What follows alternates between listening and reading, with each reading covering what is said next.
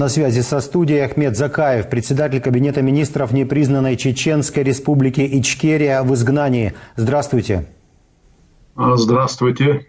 Здравствуйте. Вот похищение мужчин для участия в войне с Украиной. Насколько масштабен этот позорный процесс? Скольких уже рекрутировали? Кадырова в связи с этим называют даже предателем мусульман.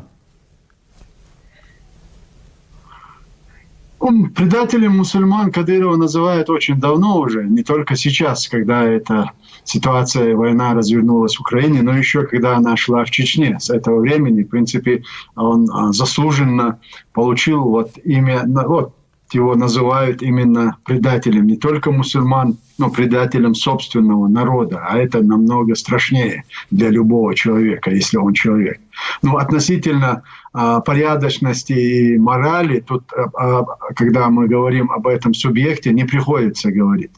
А теперь касательно вашего вопроса.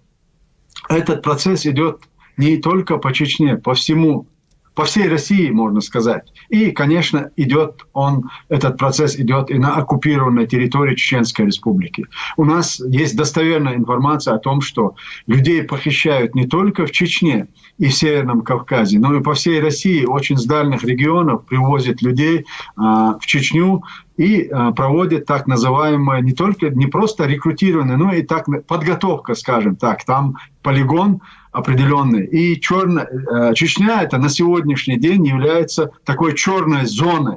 И поэтому Путин и держит там своего преданного вассала Рамзана Кадырова, для которого ничего нет святого и ничего его не может смутить ни в каких поступках и действиях. А для тех, кого они захватывают и привозят в Чечню, конечно, это вердикт, что они, если хотят выжить, они должны смириться с ситуацией и отправиться в Украину. Но у них есть возможность уже, перейдя границу или перейдя на территорию Украины, есть возможность уже обезопасить себя, перейдя на сторону украинцев. И я считаю, что если мы должны и обязаны провести работу в этом отношении, и не только с чеченцами, которых насильно отправляют, но и всех, кого сегодня рекрутируют и используют в качестве пушечного мяса.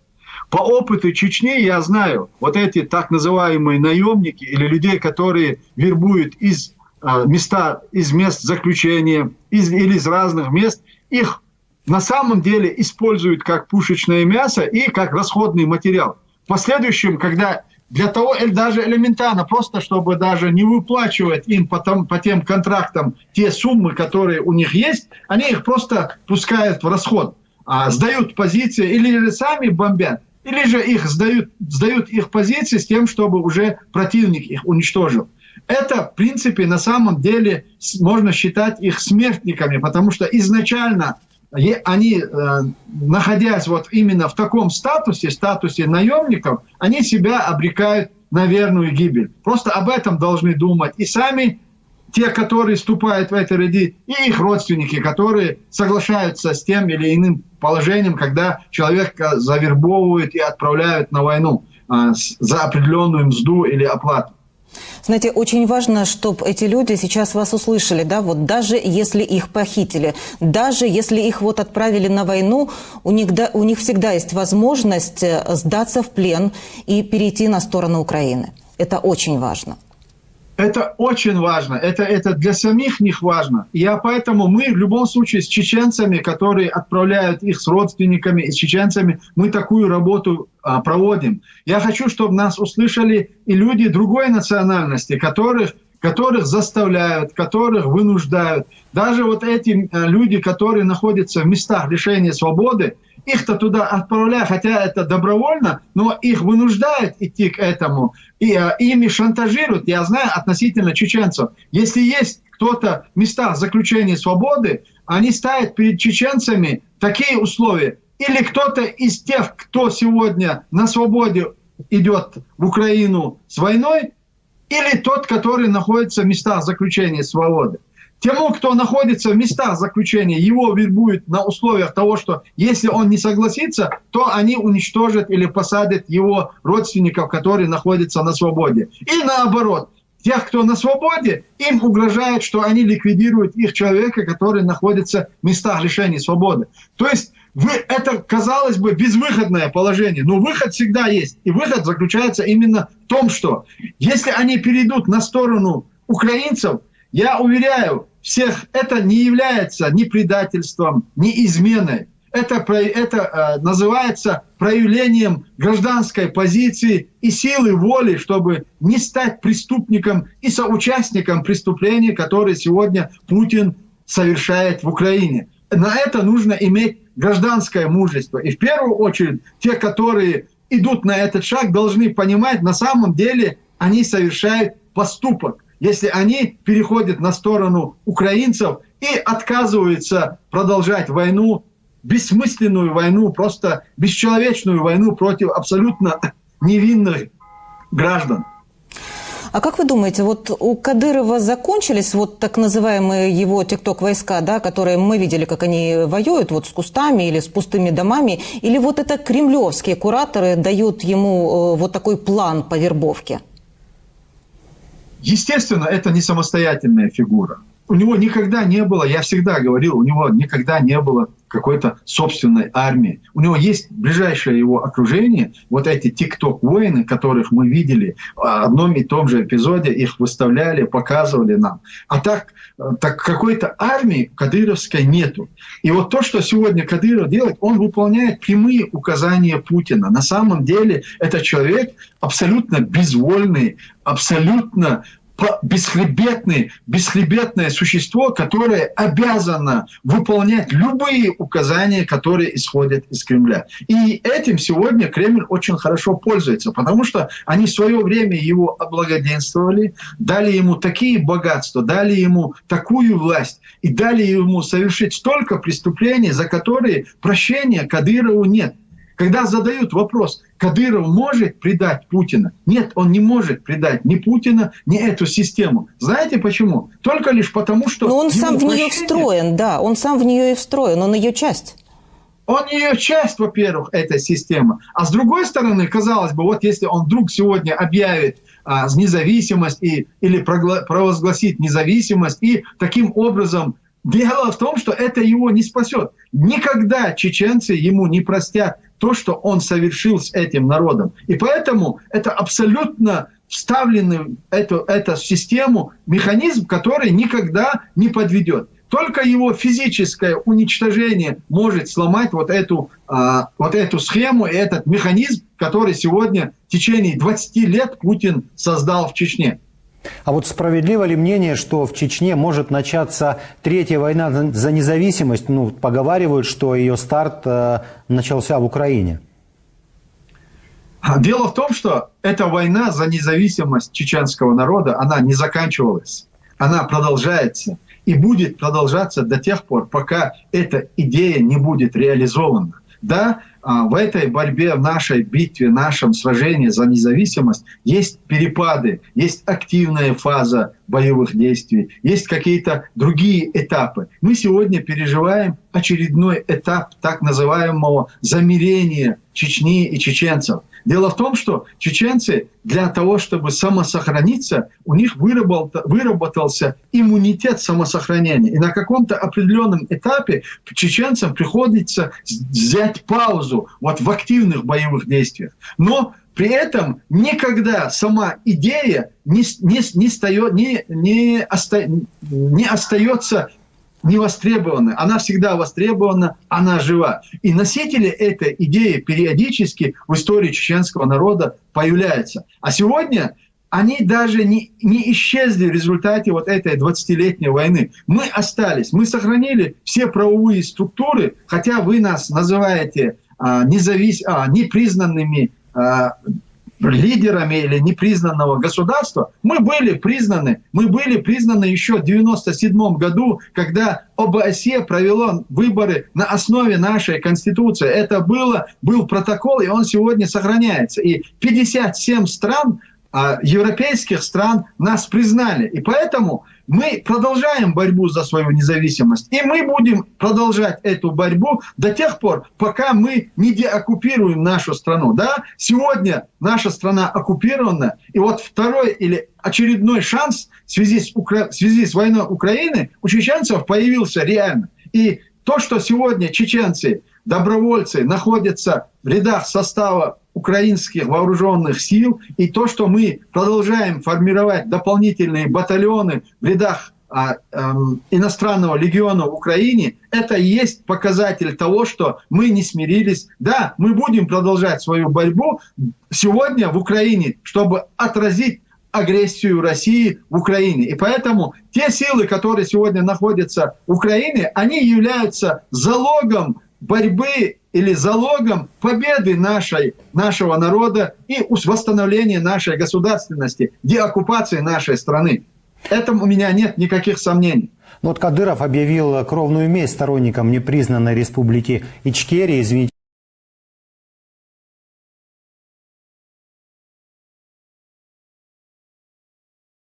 Мансура Ислама Белокиева. Они воюют не только за Украину, но и за Ичкерию, и за весь Северный Кавказ. Поэтому являются, костью в горле российского правительства.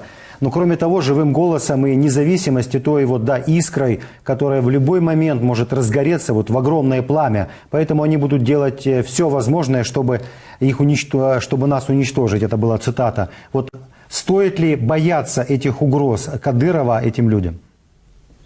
Нет, конечно, бояться этих угроз не стоит, потому что люди, которые вышли на войну, которые взяли в руки оружие, они понимают всегда, и они думают, что они боятся, они понимают, что они могут быть убиты в любое время. С первого момента, как только человек берется за оружие и выходит против российского агрессора, он понимает, он должен понимать. И поэтому те угрозы, которые сегодня исходят от Кадырова или от его ставленников, или от других людей, которые сегодня его поддерживают, они ровным счетом ничего не стоят.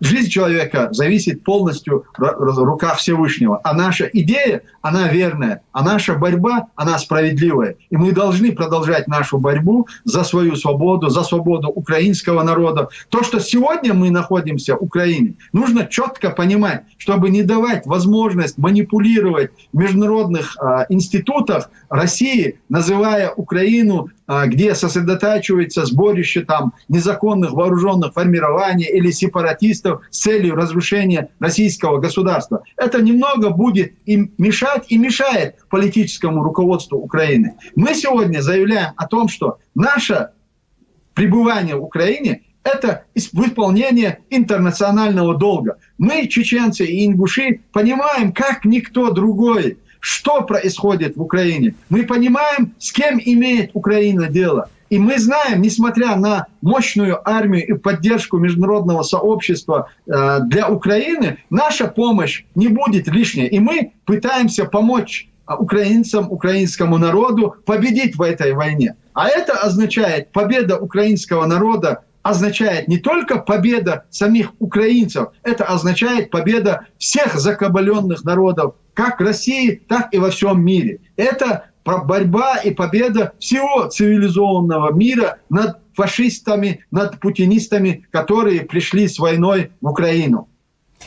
Вот сегодня 31 год со дня путча в СССР. Для чеченского народа это ведь тоже очень важная дата. Именно тогда, начиналась борьба за независимость. Давайте напомним настоящую историю. Как чеченцы отнеслись к тем событиям, к попытке переворота?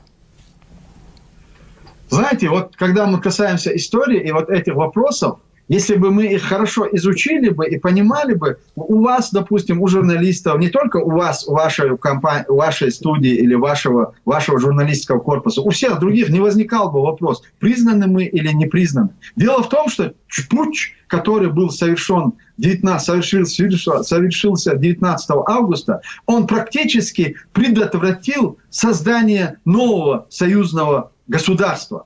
И в этом новом союзном государстве мы занимали такую же позицию, которую должна была занять Россия, Украина, Прибалтийские республики и другие союзные республики. То есть мы и наша делегация в этот день находились в Москве, для подписания нового союзного договора, который должен был быть подписан 21-го. И это все происходило в соответствии с законами, которые были приняты Верховным Советом СССР. То есть признание независимости Чечено-Ингушской республики как союзная республика, оно состоялось еще в 90-м году. В 90-м году бытность СССР. В последующем, после ГКЧП и после развала уже СССР, вот эти законы позволяли нам создать свое новое государство. И это государство было создано. Ингуши, отделившись от республики, от Чечни, решили создать свою республику в составе Российской Федерации. А чеченцы взяли курс на независимость и на свою государственность. Но после тщательных и после долгих подготовок, это было 4 года, это длилось, убеждали и международное сообщество, и Украину, и всех людей, которые были каким-то образом сопричастны вот к этому новому проекту СНГ, просто сделали так, чтобы задавить Чечню. Но это было тогда сделано с одной единственной целью, чтобы в последующем лишить суверенитета и независимости остальные союзные республики. Но нужно было подавить сначала Чечню и начать с Чечни. Так на самом деле это и произошло. И поэтому 19 августа, вот этот день путча, для нас он является историческим. В этот день, в принципе, была предотвращена очередная попытка чеченцев и ингушей восстановить свою государственность без крови и без войны. Ну, после этого, что происходили события, это долгая история, я не буду рассказывать. Но факт то, что 19 августа это для нас был судьбоносным этот день, потому что делегация находилась в Москве, и если бы мы подписали бы в тот день вот этот союзный договор 21-го, не в тот день, а 21-го, если бы это подписание состоялось бы, то сегодня уже ни у кого не было бы никаких шансов говорить с нами так, как они сегодня говорят с нами, как с субъектом Российской Федерации. Мы не входили в Российскую Федерацию, и мы не выходили из Российской Федерации. Наша страна сформировалась за счет того, что были приняты соответствующие законы в СССР, и мы восстановили свою государственность. Вот если оглянуться, да, то вот можно понять, что уже тогда, в 91-м, даже вот демократическая новая Россия, да, вела себя так же, как и сейчас. Была война в Ичкерии, была война в Молдове, а ровно под теми же лозунгами «верните все вспять», «верните СССР». Вот вы нашли для себя ответ, почему вместо какой-то положительной идеи, успешной модели общества Россия всегда предлагает либо смириться и покориться, либо кровавую войну? Дело в том, что до тех пор, пока будет существовать Российская империя во всех ее обличиях, царская ли, советская ли, ельцинская ли, путинская ли, она остается империей. И у империи свои правила. Никогда она не может стать демократической. Она не была демократической. Помните развал царской России, февральская революция, большевики объявили о том, что они дают право народам на самоопределение. А в результате, в конечном итоге, они захватили практически все территории, которые ранее принадлежали Российской империи. Единственное из этого удалось выйти Финляндии и полякам, потеряв определенные свои территории. Но на этом даже не закончилось. Мы помним начало Второй мировой войны, когда Советский Союз в сговоре с Гитлером разделил Польшу. И точно так же мы помним, как они начали войну с целью захвата Финляндии. Вот, то есть до тех пор, пока будет существовать Российская империя во всех ее проявлениях, вот агрессивность этой политики, имперской политики, она не перестанет. И поэтому не надо себя обманывать. И сегодня говорить надо не о том, что Россия какая-то демократическая или у нее были шансы. Никогда Россия, ни ельцинская, ни путинская, они не были демократической. Ельцинская Россия, первая война и стирание с лица земли европейских городов, город Грозный, ныне город Джохар, и другие населенные пункты, десятки, они разравнивались ковровыми бомбардировками именно бытность Ельцина, когда через 2 года, когда он, выступив на Конгрессе Соединенных Штатов Америки, заявил о том, что они распрощались со своим террористическим прошлым, и они никогда не вернутся больше к этим методам. А через 2 года он отдал приказ бомбить Грозный. И это продолжается по сегодняшний день. Поэтому не надо себя обманывать. Если мы хотим мира, стабильности и спокойствия, должен исчезнуть с лица земли так называемая Российская империя. Трансформация этого государства, только расчленение этого государства на несколько государственных образований, демонтаж и денуклеаризация этой территории, оно может только гарантировать безопасность не только их соседям, но и всему миру. У меня в этом нет никаких сомнений. И вот сегодня у человечества, у международного сообщества появился реальный шанс добиться этой цели. И вы знаете, в первую очередь, если мы этого добьемся, мы спасем сам и русский народ, или так называемых русских, я не знаю, как их правильно называть, Московия, или, в любом случае, тех россиян, которые сегодня себя ассоциируют вот с этим государственным образованием. Они должны понять, в первую очередь, вот в этой топке имперской политики и в этих войнах сжигается их потомство. И будут это происходить до тех пор, пока эта страна не откажется от имперских амбиций. Большое спасибо за ваш комментарий. Ахмед Закаев, председатель Кабинета министров непризнанной Чеченской республики Ичкерия, в изгнании, был с нами на связи.